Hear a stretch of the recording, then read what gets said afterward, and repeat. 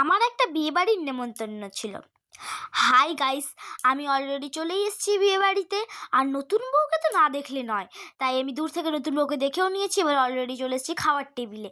নুন দিয়ে দিয়েছে, লেবু দিয়ে দিয়েছে, স্যালাড দিয়ে দিয়েছে, এরপর দিয়েছে গরম গরম বেগুনি। পাপা তো এত ভালো লাগেছে, খেয়েই যাচ্ছে। আমার মুখ দেখে তো বুঝতেই পারছেন আমার তো ভালোই লাগে না এটা। এরপর এসছে বাসন্তী পোলাও, চিলি চিকেন। চিলি চিকেনটা টেস্টটা কিন্তু দারুণ ছিল। আমি অপেক্ষা করছিলাম কখন চিকেন আসবে।